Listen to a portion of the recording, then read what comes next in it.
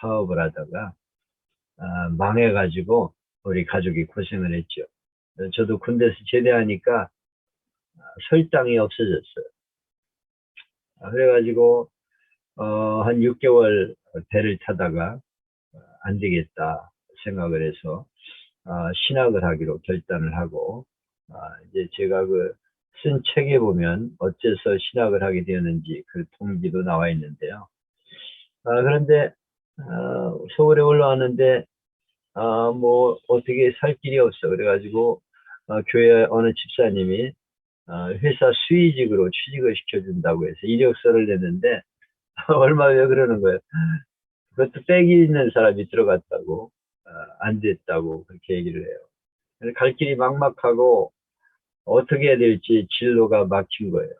장사도 조금 해봤는데 우리 어머님하고 장사를 해봤는데 자본은 장사가 쉽지 않더라고요.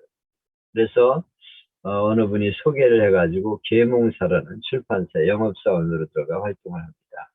그런데 1년 만에 파격적으로 과장이 되었죠. 그리고 3년 만에 금성출판사의 차장이 되었습니다. 뭐 성실하게 활동을 하니까 다 이렇게 진급이 되더라고요. 그대로 가면은 아마 출판사를 운영하는 사장이 되었을 것입니다. 왜냐하면 제 아래에 있던 사람들이 다 사장이 되었어요. 그런데 저는 과감히 출판사를 정리하고 신학교로 들어갑니다. 내가 바라는 목적이 돈이 아니었기 때문에 이미 서울로 올라올 때 나는 앞으로 목사가 되겠다 뜻을 정했기 때문에 출판사에 다니면서 야간 신학교를 다니다가 힘이 들어서 쉬다가 마음의 결단을 내리고 이제 그걸 출판사를 접고 신학만 하게 되었습니다. 근데 지금 생각하면은 이 모든 것들이 하나님의 은혜였어요. 만약 아버님이 농토를 안 팔고 그대로 옥산에 땅이 남아 있었으면 제가 목회를 전혀 할 생각이 없었을 겁니다. 왜냐하면 우리 아버님 목회하는 일에 내가 실망했기 때문에 목회한다고 그러면서 우리들을 내버려 두고 이렇게 아버님하고 한 2명만 데리고 가고 할아버님 밑에서 제가 자랐기 때문에 이거 목회자가 자기 자식도 제대로 안 돌보는 목회가 무슨 목회냐. 그래서 목회에 실망을 하고 있었어요. 아마 그 제대 후에 젖소 농장이 굉장히 유행이었습니다. 그래서 아마 땅이 그냥 있었으면은 농장을 운영하거나 새로운 영농법을 배워가지고 영농 후계자가 되었을 거예요. 아니면 그 사업을 땅을 정리해가지고 다른 사업을 했을지도 모르죠. 그대로 성공했다면 저는 옥산 지역의 유지 정도로 만족하고 지냈을 거예요. 그랬으면 여러분들을 이 자리에 만날 수 없죠. 땅을 팔아서 이사한 거, 사업 실패한 거, 수의직마저 취직이 안 되고 이런 것들이 다 하나님의 은혜와 섭리, 경륜이었다는 것을 제가 깨달았다 하는 내용을 이해로 들었습니다. 이거는 제 예고요. 여러분들도 나름대로 오늘 있기까지 하나님의 특별한 은혜와 섭리, 경륜이 있어서 이 자리에 있으리라고 저는 생각을 해요. 아마 개인적으로 들어보면 다 여러 가지 사연이 있을 겁니다. 이런저런 일을 겪고 또 실패도 하고 뭐 여러 가지 경험을 통해서 오늘이 있게 되었어요. 오늘이 그냥 있는 게 아니에요. 하나님의 일꾼이 되고 복음을 전하게 되는 사람이 되는 것이 하나님의 은혜와 섭리 속에 되어진 것을 깨닫게 됩니다. 남들은 이해할 수 없죠. 그러나 하나님의 은혜를 깨달은 사람, 경륜을 깨달은 사람은 감격이 있어요. 그리고 감사와 눈물이 있습니다. 왜냐하면 하나님이 나를 이렇게 사랑하시고 오늘까지 인도하셨구나 하는 것을 깨달았기 때문이죠. 여러분들 다 그런 게 있죠? 우리 이상원 목사님도 그런 게 있죠? 군대에서 참 어떻게 할까 되게 고민하다가 참 이렇게 신학하게 되었습니다. 그럼 하나님이 안 되는 것 같지만 이런저런 일을 겪으면서 오늘까지 인도해 왔다는 걸 깨닫게 돼요. 그래서 이 은혜와 경륜을 깨달은 사람은 낙심하지 않아요. 하나님이 다 이것도 뜻이 있다. 하나님이 인도하신다 하는 그런 뜻을 알게 되고 감격하게 되죠. 이런 은혜와 경륜을 깨닫고 감격하는 사람이 누구냐면 바울이에요. 오늘 본문에 보면 하나님의 은혜와 경륜, 하나님의 비밀이 경륜이란 말이 2번 나와요. 경륜이란 말이 무슨 말이냐? 우리말에는 일정한 포부를 가지고 이를 조직적으로 계획함, 또는 그 계획이나 포부를 경륜이라고 말하고 있어요. 어떤 포부를 가지고 조직적으로 계획하고 그 일을 진행하는 거, 이게 경륜이에요. 경륜. 다시 말하면 하나님의 경륜이 뭐냐면 하나님이 어떤 계획을 가지고 세상을 움직여 가신다는 거예요. 우리 개인에게도 그렇고 역사도 그렇고 하나님이 다 경륜을 갖고 계세요. 어떤 계획을 가지고 계십니다. 그래서 그것을 운영하고 이끌어 가시는 것을 볼 수가 있어요. 세상이 막 엉망으로 돌아가는 것 같고 그렇지만 거기에 하나님의 은혜가 있고 경륜이 있다는 것을 우리가 믿어야 합니다. 그래서 사도 바울이 감옥에 갇혀 있으면서 자기가 깨달은 하나님의 은혜의 경륜을 사람들에게 알리려고 쓴 것이 옥중서신입니다. 에베소 교인들에게 내가 감옥에 있다고 낙심하지 마라. 이게 하나님의 은혜의 경륜이다 하는 것을 지금 말하고 있는 것이죠. 사도 바울은 지금 로마에서 서신을 쓰고 있어요. 노인의 몸으로 감옥에 갇혀 있는 상황입니다. 그런데 그는 감격하면서 이 글을 쓰고 있어요. 그가 이 절망적인 상황에서 감격하는 이유는 무엇일까요? 여기 본문에 보면 은혜라는 말이 3번 나옵니다. 2절과 7절, 8절입니다. 은혜의 경륜, 은혜의 선물, 은혜를 주신 것은 이렇게 그 은혜라는 말을 계속하고 있는데요. 성경 전체가 하나님의 은혜를 설명하지만 특별히 바울 서신의 은혜에 대한 강조가 두드러지는데 에베소서에만 13번이 나와요. 그 중에 오늘 본문에 은혜라는 말이 3번 나옵니다. 은혜라는 말은 뭐냐? 카리스, 하나님이 호의로 주신 선물, 아무 자격도 없는 자에게 주시는 감사한 선물, 그게 은혜예요. 은혜. 나는 받을 만한 자격이 없어. 근데 하나님이 우리에게 감사하게도 호의를 베풀어 주셨다는 거예요. 선물을 주셨다는 거예요. 그게 은혜입니다. 사실 바울이 지금 은혜라는 말을 쓰기에는 어울리지 않죠. 왜냐하면 이방인 너희를 위하여 복음을 전하다 갇힌 자가 되었다 말하고 있습니다. 죄를 지어 감옥 간 것도 아니고 이방인들에게 복음 전하다 감옥에 갇히다니 이게 무슨 은혜고 감사입니까? 오히려 하나님을 원망해야 될 상황이 아닙니까? 아니 하나님 이럴 수 있습니까?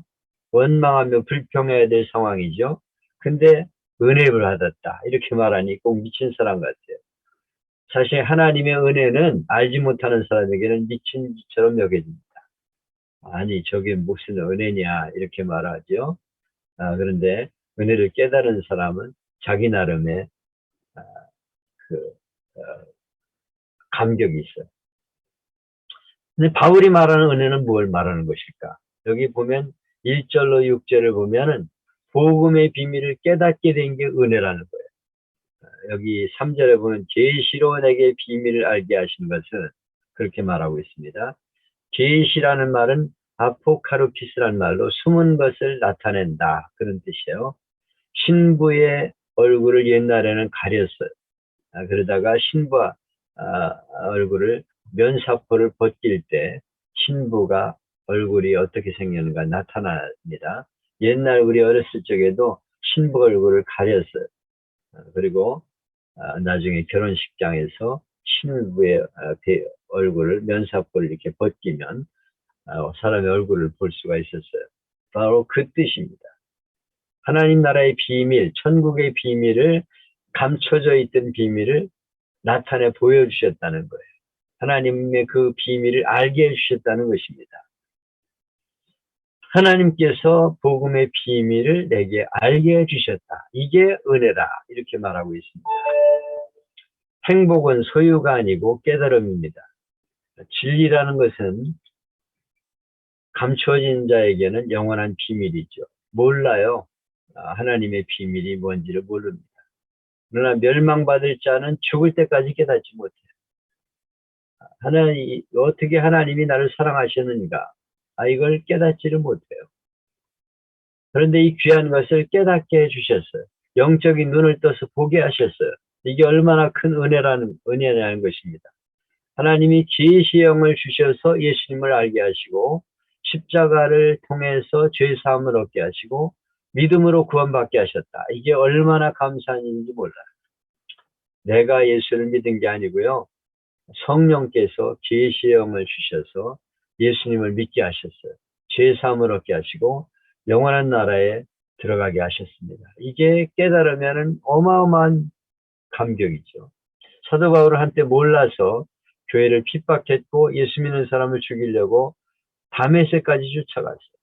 아주 수백 리길을 예수 믿는 사람 죽이려고 쫓아갔던 사람입니다.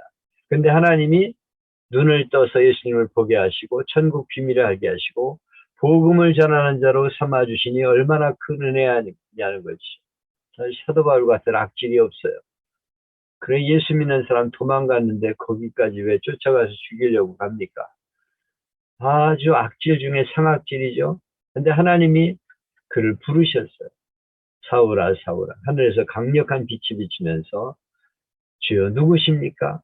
나는 내가 핍박하는 예수다. 그러면서 그를 사도로 삼아 주셨어요.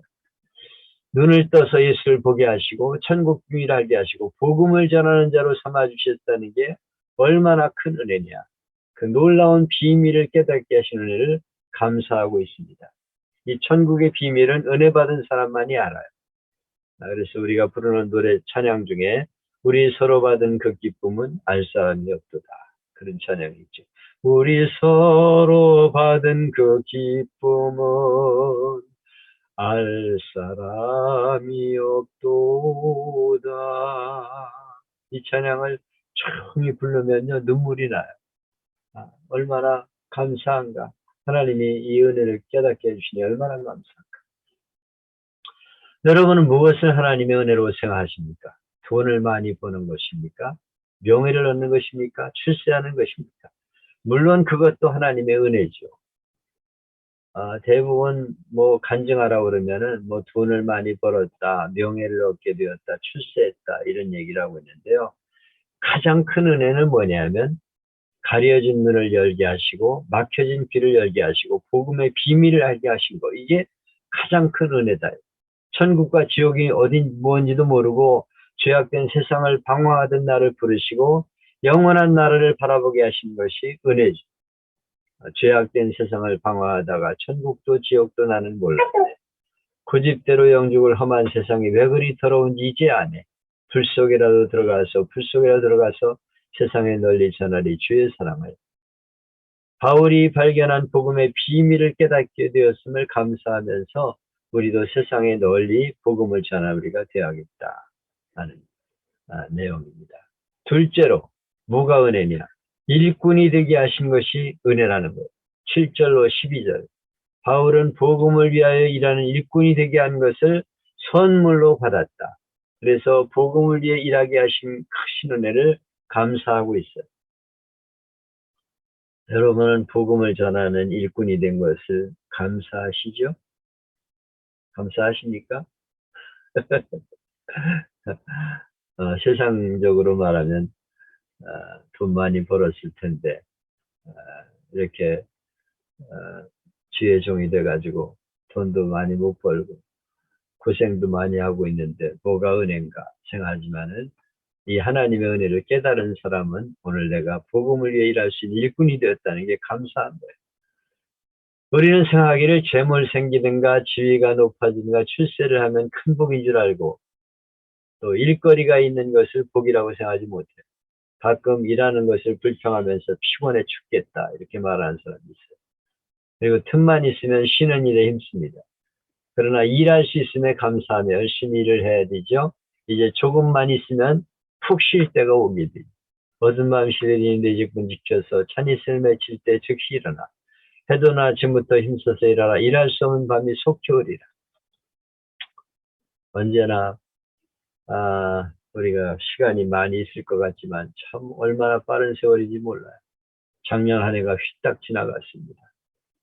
저도 목회를 시작한 때가 엊그제 같은데, 은퇴를 하고 지금 거의 10년이 다 돼가죠. 난 이해가 안 돼요. 내가 어떻게 이렇게 세월을 빨리, 이렇게 뭐 잡아먹었는지 알 수가 없는데, 하여튼 이렇게 빨리 흘렀는지 참, 잠깐이에요, 잠깐. 내가 앞으로 몇 년 더 여러분 앞에 서겠어요. 근데 하나님이 이렇게 일할 수 있게 하신 것이 얼마나 감사할까. 일하는 것을 기뻐하는 사람이 행복한 사람이에요. 사장이라도 일을 마지못해 하면 그는 노예나 다름없습니다. 사람들이 업신여기이라도 감사하며 사는 사람이 주인이에요. 영국의 대문호 섹스피어가 점심 먹기 위해 식당에 들어갔습니다. 근데 많은 사람들이 그를 알아보고 칭찬하고 흠모하고 찬사를 보내면서 아이고 이렇게 귀한 분이 우리 식당에 오셨다고 막 인사를 하고 그래요. 마침 그 장면을 청소부가 보게 되었습니다. 그는 낙담하고 있어요. 그래서 셰익스피어가 뭐 걱정 있어요? 그랬더니 자기는 평생 빗자루질만 하고 한 번도 사람들에게 추앙받지 못했는데 선생님은 얼마나 좋겠냐 이거예요. 그래서 선생님을 보니까 내가 신세 한탄이 된다 이거예요. 그때 셰익스피어가 말했습니다. 형제요, 당신은 불행하지 않습니다. 왜냐하면 당신은 지구의 한 모퉁이를 깨끗하게 쓸고 있지 않습니까? 당신은 지금 지구의 한 모퉁이를 쓰는 일을 하고 있다 이거예요. 그게 얼마나 귀한지 알아야 된다. 이 말을 듣고 청소부가 밝은 미소를 머금고 들어갔다 하는 이야기였습니다. 내가 하는 일이 얼마나 가치 있는 일인가 하는 것을 깨닫는 사람이 행복한 거죠. 전도서 3장에 보면 그러므로 내 소견에는 사람이 자기 일에 즐거워하는 것보다 나은 것이 없나니 이는 그의 분복이라. 내가 하는 일을 즐거워하는 게 복이라 이거예요. 행복이 어딨냐? 내가 하는 일이 무엇이든지 즐거워하는 사람이 행복한 사람. 그래서 내가 하는 일에 자긍심을 가져야 합니다. 내가 하는 일이 하나님이 맡겨주신 일이라고 믿는 사람이 복된 사람. 우리가 가지고 있는 직업이 천직입니다. 하나님이 내게 주신 거예요. 그걸 감사함으로 감당하는 사람이 복입니다. 그게 은혜죠. 내가 일꾼으로 하나님 앞에 지금 여기서 일하고 있다. 직장에 들어가서 일하면 거기가 하나님이 보내신 일터예요. 거기서 내가 일하면서 복음을 전하게 하신 거예요. 밥 먹고 살려고 직장 나가는 게 아니라니까. 거기서 복음을 전하기 위해서 하나님이 나를 거기다 심어준 거예요. 이렇게 생각하면 모든 것이 하나님의 은혜인 거예요. 목사가 되어서만이 은혜가 아니에요. 내가 그 직장에 들어가서 일하면서 월급 받아가지고 내 가족 부양하고 거기서 전도해서 한 영혼이라도 살릴 수 있다면 그게 은혜예요. 복음을 전하는 일꾼이 된 것이 얼마나 큰 은혜냐 하는 것을 감사하고 있습니다. 기록 브루네라는 목사님이 복음을 전하다가 뚜르닥이라는 섬에 가름이 되어서 서구랑을 치게 되었어요. 그를 사랑하는 한 자매가 찾아와 묻습니다. 이 적적한 곳에서 고통스러운데 어떻게 먹고 마시고 잠들 수 있습니까? 그랬어요. 그때 그 목사님이 이렇게 대답합니다. 자매요, 나의 수고랑은 나를 두렵게 하지 않고 나의 잠을 깨우는 적이 없습니다. 황금과 보석 팔찌보다도 이 소그랑을 나는 더 귀하게 여기고 이 소그랑에 채워져 있는 것을 영광으로 여깁니다. 나를 얽어맨 이 소그랑에 철렁거덩 소리는 나의 귀에는 찬송 소리로 들립니다. 나는 복음의 진리를 위해서 소그랑에 묶여있기 때문입니다. 이렇게 말했어요. 이렇게 감옥에 갇혀가지고 소그랑을 채고 있지만 나는 이게 황금 보석 팔찌보다 귀하다 이거. 복음을 전하다가 내가 이 황금 팔찌를 이 쇠고랑을 찬 게 얼마나 감사하냐. 그래서 쇠고랑을 차고 있는데 쇠고랑이 철그렁거릴 때마다 찬송 소리로 들린다. 이렇게 고백을 했습니다. 바울의 감격은 그 복음의 비밀을 전하는 일꾼으로 세워주셨다는 거예요. 감옥에 갇혔어도 기쁨이 있어. 왜냐하면 내가 복음을 전하다 감옥에 갇혔기 때문에. 죄 짓고 감옥에 갇히면 슬프지요. 그러나 복음 전하다가 감옥에 갇혔다는 게 얼마나 감사하냐 이거예요. 사도 바울은 내가 복음을 위해 일하는 일꾼이 되었다는 걸 감사하고 있어요.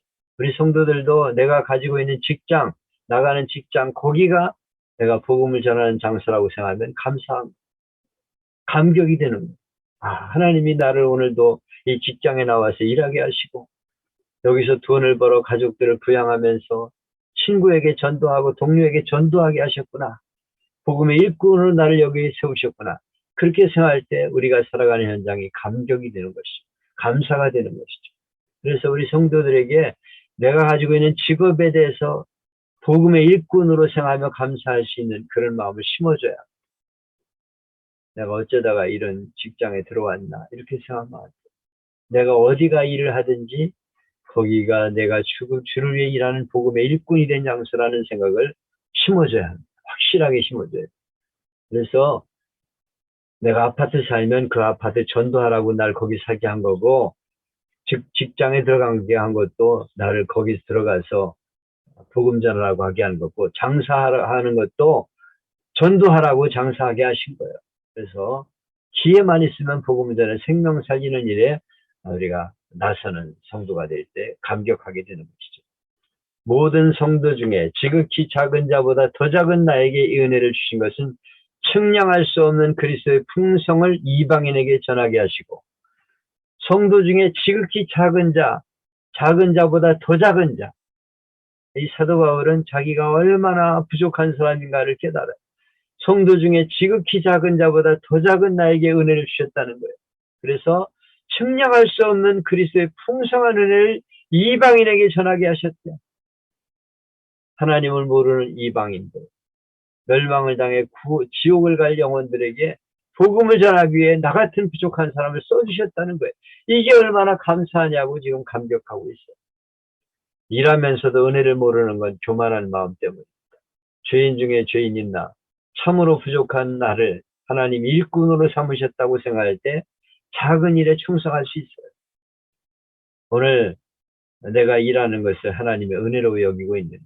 미천한 나를 불러주셔서 하나님 일꾼으로 삼으시고 일할 수 있는 건강과 지혜와 능력을 주신 하나님께 감사하고 있는가? 우리도 바울처럼 하나님을 위해 일하는 일꾼 된 것을 감사할 수 있어요. 교회 나와서 빗자루를 두고 청소해도 감사가 돼. 왜냐하면 하나님이 나 같은 사람을 불러서 이렇게 하나님의 교회 나와 일할 수 있음이 얼마나 감사하냐. 새해에는 감사하는 마음으로 주어진 일을 감당하는 복음의 일꾼을 된 것을 감사하는 성도가 되게 돼야 되겠다 하는 그런 메시지가 되어야 합니다. 세 번째는 고난이 하나님께 영광됨을 깨닫고 감사하고 있어요. 그러므로 너에게 구하노니 너희를 위한 나의 여러 환난에 대해 낙심하지 말라. 이는 너희의 영광이니라. 사도 바울이 감옥에 수감되었을 때는 왜 이렇게 복음을 위해 눈코 뜰 새 없이 바쁜 사람을 가두어 가지고 금쪽 같은 시간을 낭비하게 만듭니까 하는 생각으로 하나님을 원망할 수도 있어요. 근데 어느 순간 하나님의 비밀을 발견하고 감격해 합니다. 신앙이 약한 이들은 바울이 고난당하는 걸 보고 낙심합니다. 로마의 큰 세력 앞에 무력하게 체포가 되어서 감옥에 지나는 걸 보고 실망해요. 아니 어떻게 복음을 전하다가 저렇게 감옥에 갇히게 하십니까? 하나님 정말 살아 계셔요? 이렇게 생각하죠. 그러나 바울은 감옥 속에서 자기가 죄수가 되어 체포당하고 감옥에 갇힌 것도 하나님의 경륜이었다는 것, 은혜의 경륜이라는 것입니다. 이걸 깨닫고 감사해요. 왜냐하면 그 일이 하나님께 영광됨을 깨달았기 때문에. 실제로 사도 바울의 옥중 생활은 하나님의 큰 경륜 속에 되어진 사건이에요. 은혜의 경륜. 후일 교회 사가들의 평가에 의하면 바울 사도가 이때 로마 감옥에 갇혔기 때문에 로마가 기독교 국가가 되고 세계 복음화가 가능하게 되었다고 말합니다. 사도행전을 보면 바울이 죄수가 되어 로마로 후송될 때 풍랑을 겪죠. 그때 바울이 로마 백부장에게 지금 떠나면 풍랑이 있을 테니까 겨울 지나고 가자고 했지만 바울의 말을 무시하죠. 선주와 선장들의 말을 듣습니다. 무슨 소리냐? 조금 더 가서 머물기 좋은 항구에 가면 겨울을 즐기는데 가자. 그러고 떠났어요. 그들은 죄수의 말보다 선장과 선지의 말을 더 믿었죠. 백부장은. 그들의 경험과 지식에 더 믿을 만했기 때문에. 선장과 선주들의 말이 더 일리가 있다. 죄수가 뭘 하냐. 그래가지고 백부장이 이 선장과 선지의 말을 듣고 떠났어요. 근데 풍랑을 만나 죽을 위기를 넘겨요. 그들이 풍랑에 살 소망이 끊어졌을 때 바울이 말합니다. 여러분 걱정하지 마십시오. 내가 섬기는 하나님이 천사가 어젯밤에 곧 내 곁에 서서 염려하지 말라. 내가 너와 함께한 사람을 살려주리라. 이제 한 섬에 포류하게 될 것이다. 이렇게 알려주셨다고 말하고 있어요. 결국 그들은 바울의 말대로 난파를 당해서 섬에 포류하게 되고 거기서 젖은 옷을 불에 쬐면서 말리던 중에 바울이 독사에 물렸어요. 독사에 물리면 당장 즉사입니다. 근데 죽지 않는 걸 보고 토인들이 막 바울을 신처럼 모시는 거예요. 막 이분은 신이다 그러면서 막 엎드려 가지고 절을 하면서 어떻게 독사에 물렸는데 안 죽냐 이거예요. 바울이 신처럼 됐어요. 그리고 부친이 추장의 부친이 열병과 이질로 죽어가다가 바울의 기도로 낫게 되었어요. 그래서 아주 융숭한 대접을 받습니다. 이 모든 걸 다 지켜본 백부장이 로마로 호송되어 간 후에 사람들에게 막 나발을 부는 거예요. 이번에 내가 데려온 조수는 굉장한 사람이다. 하나님의 사람, 하나님을 믿는 사람인데 이러이러한 일이 있었다. 이러면서 자랑하면 막 떠벌려요. 그래서 사람들이 도대체 누구야? 그러면서 궁금해가지고 바울을 만나러 오게 되었어요. 그래서 감옥이지만은 비교적 자유를 누리면서 사람들에게 복음을 전하는 특혜를 누렸어요. 매일 교대되는 간수들에게 복음을 전합니다. 이 만나러 오는 간수와 또 만나러 오는 사람들은 로마에서 신분이 보장된 사람들입니다. 그들은 황제의 측근들이 바로 그들이었어요. 바울에게 그들이 전도가 되어서 주 313년 로마 황제 콘스탄틴이 기독교를 국교로 정하게 되는데 그의 모친, 이 황제 모친이 기독교인이 되었기 때문이라고 합니다. 어머니가 어렸을 때부터 아들에게 기독교 신앙을 가르쳤기 때문이라고 말해요. 바울이 죄수가 되어 감옥에 갇힘으로 로마의 고관들이 복음을 받아들이게 되고 은밀하게 왕궁에서 복음이 전해지다가 때가 되어서 로마를 통해서 전 세계에 복음이 전해지도록 하나님의 경륜이 나타나게 되었다 하는 것입니다. 결국 바울이 이 감옥에 갇혀서 지금 말하는 것은 이 모든 것이 놀라운 하나님의 은혜와 경륜이다 이렇게 말하고 있어요.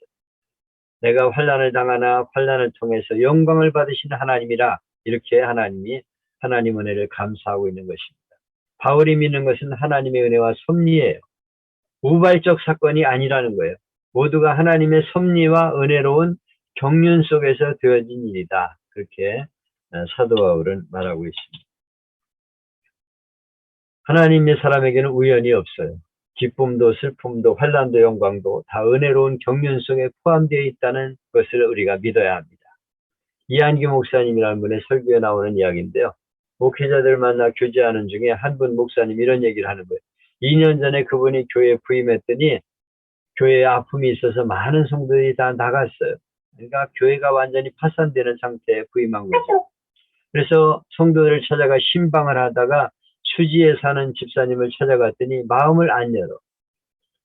그러던 어느 날 그 집사가 마음이 가난하게 되어 교회를 찾아왔어요. 목사님 지금 남편이 교도소를 갔는데 기도해 주세요. 이렇게 부탁을 했습니다. 마음을 안 여는 사람도 어려우면 부탁을 해요. 그분의 남편은 청계천 10평도 안 되는 점포에서 인터넷 사업을 하다가 누가 고소를 해가지고 27일간 교도소에 갇혔어요. 그때 이 아내가 정신이 번쩍 들어서 다시 교회에 나온 거예요. 그리고 남편도 교도소에 나와서 함께 교회를 다니기 시작하는데 이 남편은 매주일 교회에 제일 일찍 나와서 지금까지 2년 동안 한 번도 교회 청소를 걸은 일이 없다. 이렇게 말해요. 그때부터 하나님이 가정을 축복하셨는데 1년 만에 엄청나게 점포가 커지고 작년에는 코스닥에 상장했는데 그 주식을 사려고 411대 1의 경쟁이 벌어졌다고요. 그리고 산업자원부 장관상, 수출 금탑상, 성남시장상을 휩쓸었다고 합니다. 그리고 가장 귀하게 여기는 상은 12월에 교회에서 준 봉사상, 청소를 열심히 하니까 교회에서 봉사상을 줬는데 이게 내게는 가장 귀한 상입니다. 이렇게 고백을 했다고 합니다. 제일 많이 헌신하면서도 제일 조용히 지낸다고 해요. 하나님이 고난을 통해서 겸손하게 하시고 그의 가정을 하나님의 일꾼으로 세우신 것이죠. 사도 바울은 내가 당하는 모든 고난도 하나님의 경륜 속에서 하나님의 영광이 됨을 알라고 걱정하는 에베소 교인들을 위로하고 있습니다. 이 말씀은 에베소 교인만이 아니라 가고 오는 모든 세대들을 향한 하나님의 메시지입니다. 오늘 고난 중에 계십니까? 어려운 상황에서 실망하십니까? 억울한 일을 당했습니까? 병 중에 있습니까? 사업이 어렵습니까? 모든 고난을 선용하셔서 은혜의 길로 이끄시는 하나님의 손길을 바라보시기 바래요. 좋은 일도 하나님의 은혜고 굳은 일도 하나님의 은혜입니다. 성공케 하심도 은혜고 실패도 하나님의 은혜. 하나님이 내게 주신 모든 은혜와 경륜에 감사하면서 금년 한 해 힘써 복음을 전하는 우리가 될 수 있기를 바랍니다. 그리고 이 모든 역사를 주관하신 하나님도 모르고 낙심하고 살아가는 가족과 친지와 이웃들에게 하나님을 전해서 저들도 용기를 가지고 살아가도록 복음을 전한 한 해가 되기를 축복합니다. 그렇게 제가 메시지를 작성을 했습니다. 그리고 여기에 모인 우리 주의 은총 받은 자여라 찬양을 했죠. 이렇게 우리가 사도 바울처럼 하나님이 내게 주신 은혜를 감사하면서 이 모든 것이 하나님의 경륜 속에 있다 하는 것을 믿을 때 나도 감사할 수 있지만 성도들에게도 위로하고 감사의 메시지를 전해줄 수가 있습니다. 새해를 시작하는 출발점에서 많은 성도들이 힘들어하고 있는데 저들에게 오늘 내가 살아가는 삶이 하나님의 은혜와 경륜 속에 있다 하는 것을 믿고 살아가도록 선포하는 이번 주일이 될 수 있기를 바랍니다. 마치겠습니다.